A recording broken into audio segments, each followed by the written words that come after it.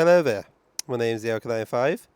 I hope you enjoy this lovely video, and again it's a different video. It's a little like vlog thing, but like last time, my last trip I did to Japan. So anyway, this one's a bit different. This one is where I met my girlfriend called Seju. So this is a picture of her right now, the picture of Seju, and we met through a dating app, and in later life I'll go over how we actually met and stuff like that, but for now this is kind of like a rough thing that happened. So after we spoke for a couple of months, I decided to fly over to Japan and finally meet her. And I was going to go plane from London to China, China to Japan, and then there she was with two flowers with her sister, because obviously it's her first time meeting me, and she didn't want to be like, just be safety and stuff like that. So I don't blame her. And pretty much we met in Japan airport. We then went to Akaza. Time we got to Akaza though, it was about 10 p.m. So we decided to. She had to go take her sister back home, and then obviously I had to check into my hotel. So pretty much after that, we pretty much went to bed. So next day we decided to go up. Our first day together, we went to Team Labs. She's never done Team Labs, but obviously I have. If you see my other video, there's obviously these art projections and stuff like that in these different rooms. She never done that. We did Team Lab Planets, and in my opinion, I think not Planets, sorry, Team Lab Borderless. And in my opinion, Planets is better.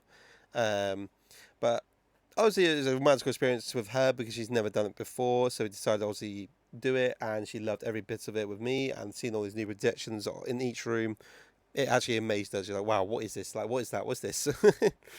And then after Team Labs, we decided to take a trip to Harry Potter Studios Japan.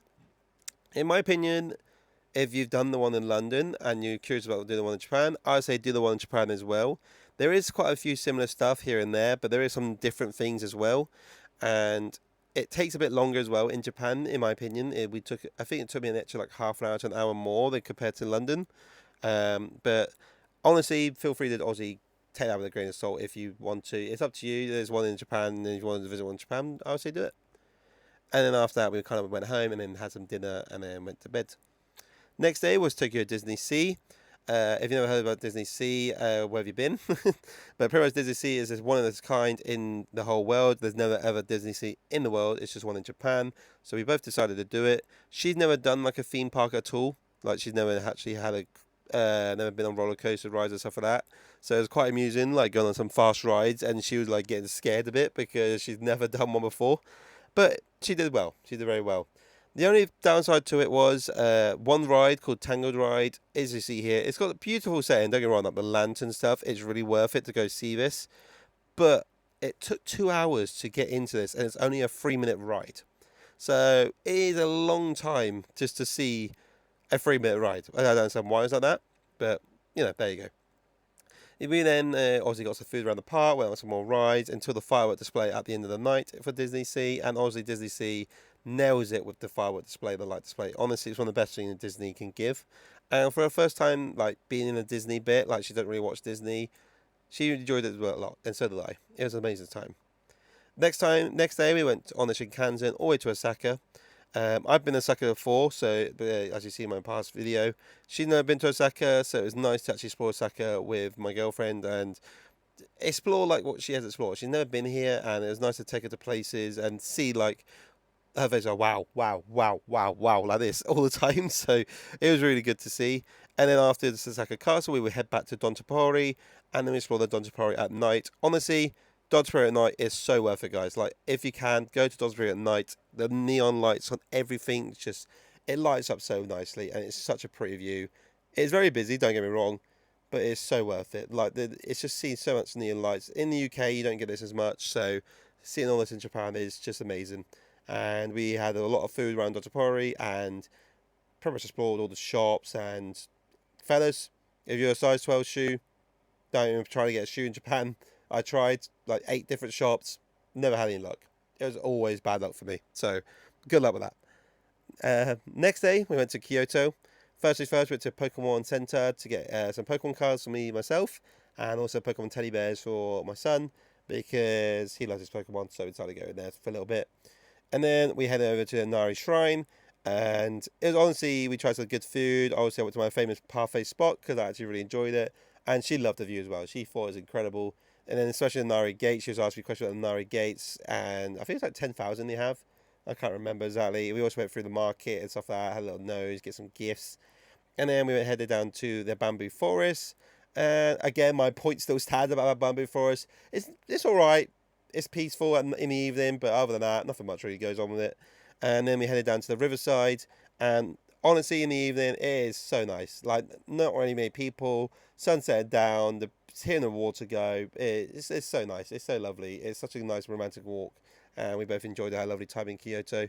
We only did 1 day there, unfortunately, because we have other stuff to do. Next day, though, unfortunately, Saju got a bit sick, but she still powered on. I'm so proud of her. She did very well. We went over to Nara and explored the Nara Park, obviously, and the temples. In my personal opinion, the Nara Park is cool and all with the deers and stuff. Like, it's nice seeing the deers, seeing it attack other people. And, it's unique. Don't get me wrong, it is. And the temples are really nice.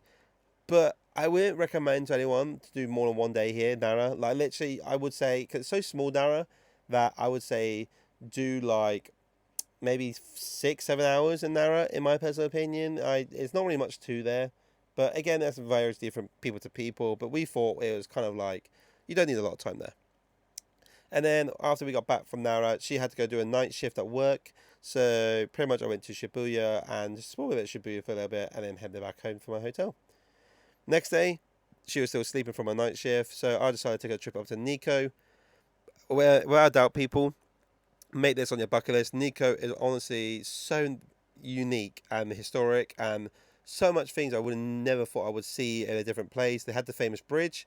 I can't remember the bridge name though. And they also have the Golden Temple, the Nagaski Temple, I think it's called. I'm not entirely sure. I may have butchered that completely wrong. But honestly, Nara is so lovely. It's such a nice place, and not Nara, Nikko. Sorry, my bad. And it's so amazing there. You honestly take a visit, and also if you got more time, which I did, take an hour bus to Nari Falls, and honestly, the view you get there is honestly incredible. Imagine this in autumn time. Imagine seeing this in autumn time. It is honestly amazing, and I think I will be going back there in November with Saju because she didn't have the chance to go here. But we're gonna go there when it's obviously autumn time and pretty much do that. And then after I did my Nikko trip, she was awake, and so I decided to head back and pretty much spend the evening with her. And the next day was Kanagawa, our last day together. And honestly, Kanagawa was such a romantic time. The beach was lovely, the sand was gorgeous, the views you get from climbing this massive hill. It's painful, don't get me wrong, I'm not a climber myself. I don't climb things, I'm a UK person, I'm lazy. But we both power through, and honestly, it was such worth the views. The sunset, the slow river, sitting with my love, my girlfriend, it was honestly so amazing. It was definitely worth the experience of climbing this and seeing this together and enjoying our last day together as it all came to an end. But the train station going home was a very nice touch. It was very nice. So overall, on my experience with Japan, obviously there are some towns I probably missed, like Akabara and stuff like that. But obviously because it's been the last video, we don't really need to see it again. So I did went to Akabara and all that. But anyway, this was honestly worth the trip to see her. It was honestly, without a doubt, been my favourite experience of my whole life, and I cannot wait to go again in August. I will try my best to do a bit more vlogging. I think to like get more of a live experience kind of video, if that makes sense. And maybe if she wants to join in, I'll try to get her to help as well. And who knows? So it may happen in August and be even more surprise. Anyway, thank you for watching, everybody, and I shall talk to you later. Bye.